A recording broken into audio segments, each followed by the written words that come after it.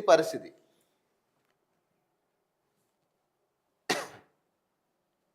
ప్రభాకర్ రెడ్డితో కుమ్మక్కయ్యారట. హైడ్రా అధికారుల తీరుపై హైకోర్టు ఆగ్రహం అట.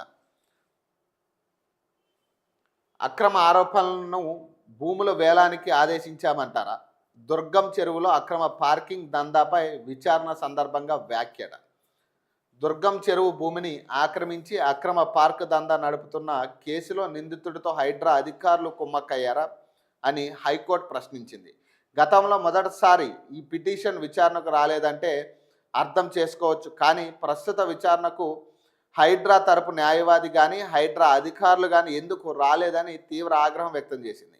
హైడ్రా తరపు న్యాయవాది అధికారులు కానీ ఎవరూ హాజరు కాలేదు. పిటిషనర్ నిందితుడు కొత్త ప్రభాకర్ రెడ్డితో ఏమైనా కుమ్మక్కయ్యారా? అక్రమ ఆరోపణలున్న భూములు వేలానికి ఆదేశించమంటారా?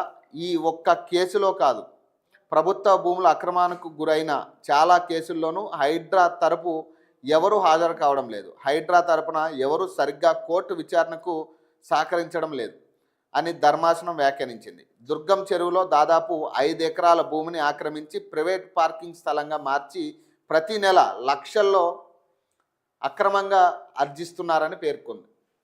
బీఆర్ఎస్ దుబ్బాక ఎమ్మెల్యే కొత్త ప్రభాకర్ రెడ్డి మరో వ్యక్తి వెంకటరెడ్డిపై హైడ్రా సూపర్వైజర్ ఫిర్యాదు మేరకు మాదాపూర్ పోలీస్ స్టేషన్లో కేసు నమోదైన విషయం తెలిసిందే. పోలీసులు తనపై అక్రమంగా కేసు నమోదు చేశారని, దాన్ని కొట్టివేయాలని పేర్కొంటూ కొత్త ప్రభాకర్ రెడ్డి హైకోర్టులో క్యాష్ పిటిషన్ దాఖలు చేశారు. ఈ పిటిషన్ ఇప్పటికే ఒక్కసారి జస్టిస్ జుక్కంటి అనిల్ కుమార్ ధర్మాసనం ఎదుట విచారణకు రాగా అక్రమాలపై జడ్జి తీవ్ర ఆగ్రహం వ్యక్తం చేశారు. వివరాలు సమర్పించాలని పోలీసులు హైడ్రాకు ఆదేశాలు జారీ చేశారు. తాజాగా గురువారం ఈ పిటిషన్ మరోసారి విచారణకు వచ్చింది. హైడ్రా తరపున ఎవరు హాజరు కావకపోవడంతో జస్టిస్ అనిల్ కుమార్ తీవ్ర ఆగ్రహం వ్యక్తం చేశారు. వాదనలు వినడానికి నిరాకరించారు. మరోవైపు పిటిషనర్ నిందితుడు కొత్త ప్రభాకర్ రెడ్డి తరపు న్యాయవాది ఆర్ చంద్రశేఖర్ రెడ్డి వాదిస్తూ, వాళ్ళు రాకపోతే ఏంటి, పిటిషనర్ తరపున వాదన వినిపించే హక్కు నాకుంది. నా క్లయింట్ కేసు మీరు వినకపోతే సుప్రీంకోర్టుకు వెళ్తా అంటూ కోర్టు నుంచి వెళ్ళిపోయారు. ఆ తర్వాత ఈ కేసును మరోసారి జడ్జికి బదిలీ చేసేందుకు వీలుగా చీఫ్ జస్టిస్ ఎదుట ఉంచాలని రిజిస్టర్కి న్యాయమూర్తి ఆదేశాలు జారీ చేసిరట. ఎందుకు వస్తారు వీళ్ళంతా కుమ్మక్కైందే. ప్రభాకర్ రెడ్డి కానీ ఈ బీఆర్ఎస్ ఎమ్మెల్యేలు, దుబ్బాక మాజీ బీఆర్ఎస్ ఎమ్మెల్యేలు, అలాగే వెంకటరెడ్డి, వీళ్ళందరూ కూడా కలిసే చేసిన దందా, బీఆర్ఎస్ దందాలే ఎక్కువ ఉన్నాయి.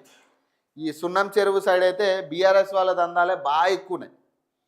దీని మీద మళ్ళీ హైడ్రా కమిషనర్ ఇప్పటి వరకు కనీసం వాళ్ళ పేర్లు తీసుకుని కానీ దాని మీద ఎందుకు ఎటువంటి యాక్షన్ కూడా తీసుకోలేదు. అక్కడ కొన్ని విల్లాలు ఉన్నాయి, అక్రమంగా సంపాదించిన విల్లాలు ఉన్నాయి. అక్కడ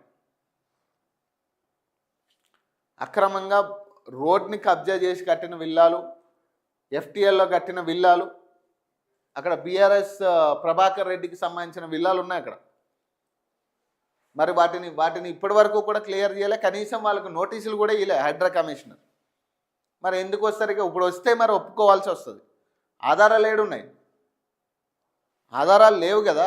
ఆధారాలు ఉంటే వాళ్ళు వచ్చేటోళ్ళేమో. పాపం ఇక్కడ ఏమైందంటే హైడ్రా కమిషనర్ గారి పని ఎట్లా అయిపోయిందంటే, ఇక పైన ఏదో రేవంత్ రెడ్డి వచ్చిన కొత్తలో ఇక నువ్వు అటుపో ఇటుపో అంటే ఈయనకు కూడా ఏంటంటే ఏ చేయాలి, ఇక మొత్తం నాలాలు కబ్జా చేసేసి మొత్తం హీరో అవుదామనే కాడికి జరిగింది ఇక్కడ. కానీ చివరికి ఏమైందంటే అది జీరో అయింది. ఇక కావాలని కుట్ర చేసే ఇప్పుడు రంగనాథ్ని ఎక్కించే ప్రయత్నం ఇదంతా.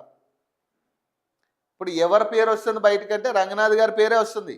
రేవంత్ రెడ్డి చైర్పర్సన్గా ఉన్నాడు హైడ్రా చైర్పర్సన్ ఎవరు? రేవంత్ రెడ్డి.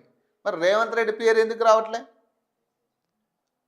ఇప్పుడు రేవంత్ రెడ్డి చెప్పకుండా అయితే వీళ్ళు చేయరు కదా. ఇంత నష్టం, ఇంత పేదల ఇల్లు కూలగొడుతున్నప్పుడు రేవంత్ రెడ్డి చెప్పకుండా అయితే జరగదు కదా. మరి అలాంటిది మరి రేవంత్ రెడ్డి పేరు ఎందుకు రావట్లే? ఏ విషయంలో కూడా హైడ్రా కమిషనర్ విచారణకు హాజరు కావాల్సి వస్తుంది. పాపం ఆయన మాత్రం ఎన్నని ఎదుర్కొంటాడు. ఇక 1 కాదు 2 కాదు, ఎన్నని ఎదుర్కొంటాడు? ఇక కోర్టుకి వెళ్తే ఏదో ఒక తప్పు అయితే ఒప్పుకోవాల్సిందే కదా. ఇప్పుడు ఆధారాలు ఎంతవరకు వాళ్ళు సబ్మిట్ చేస్తారు? నీకు ఎక్కడి నుంచి ఆ అధికారం వచ్చిందంటారు. ఎవరిచ్చారు అధికారం? దానికి చట్టబద్ధత లేదనే విషయం తెలుసు. మరి ఎవరిచ్చారు అధికారం అంటే రేవంత్ రెడ్డి ఇచ్చిండు. మరి ఆ పేరు చెప్పడానికి వాళ్ళ పైన వాళ్ళు ఒప్పుకోరు. రేవంత్ రెడ్డి పేరు చెప్తే ఊరుకోమంటారు. మరి ఈయన ఎట్లా పాపం వెళ్ళి ఎదుర్కోవాల్సిన పరిస్థితి ఎట్లా వస్తుంది?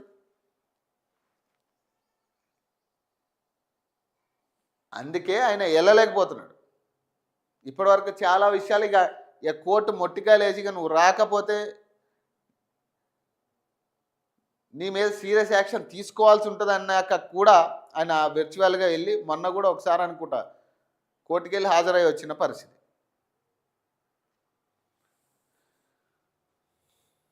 ఇక్కడ ఎవరు అన్యాయం అయ్యారంటే పేదలే కదా. ఇప్పుడు పేదల ఇల్లు కూలగొట్టేసి ఇష్టారాజ్యం ఇక అక్కడ ఉన్నది గుడిసెలు అయితే ఏంటి, చిన్న చిన్న ఇల్లులు అయితే ఏంటి, కష్టపడి కట్టుకున్న ఇల్లులు, రేకుల చెట్లు మొత్తం ఎక్కడికక్కడ ధ్వంసం చేసి వచ్చేసారు. ఇప్పుడు వీళ్ళంతా పెద్దవాళ్ళు ఇల్లు, వీళ్ళని టచ్ చేయలేని పరిస్థితి. టచ్ చేయలేరు, టచ్ చేయరు కూడా వీళ్ళని.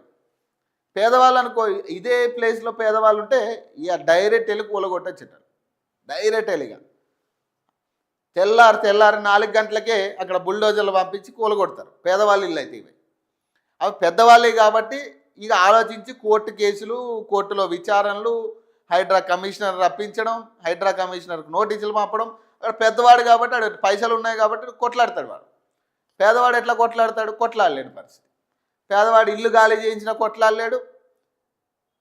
వాడు చిన్న వ్యాపారం చేసుకునే వాడి వ్యాపారం మొత్తం నాశనం చేసినా కొట్లాడలేడు. ఇవన్నీ మూసుకుని వెళ్ళిపోవాల్సిన పరిస్థితి. ఇష్టారాజ్యం కూలగొట్టి మనం వెళ్ళిపోతాం, సమాధానం చెప్పేటోడు కూడా ఉండడు వాళ్ళకి. ప్లస్ అన్ని ఆధారాలు ఉన్నప్పటికీ కూడా ఆ ఇంటికి అన్ని ఆధారాలు ఉండి కరెంటు బిల్లుతో సహా ట్యాక్స్ కట్టించుకుంటూ వాటర్ బిల్లు, కరెంటు బిల్లు, వాళ్ళ ఇంటి ముందు సిసి రోడ్డు, ఇవన్నీ గవర్నమెంట్ ప్రొవైడ్ చేసినప్పటికీ కూడా వాళ్ళ మాట వినకుండా కూలగొడతాం. ఇక పెద్దవాడైతే వాడి దగ్గర ఆధారాలు లేకపోయినా పర్లేదు, వాళ్ళకి సమయం ఇస్తాం, కూలగొట్టడానికి వెనకాడం, కూలగొట్టడానికి వెళ్ళం, వెనకడికి వేస్తాం. ఇట్లా కోర్టు కేసులు వేసుకుని వాళ్ళు హ్యాపీగా అందులో దందా చేసుకోవడానికి అన్ని వసతులు ప్రొవైడ్ చేస్తాం మనమే.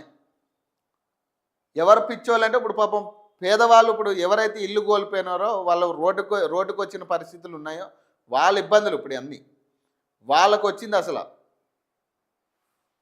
మీరు అంతా మంచిగా చక్క పెట్టుకుని పేదవాడి దగ్గర పైసలు తీసుకుని చక్కగా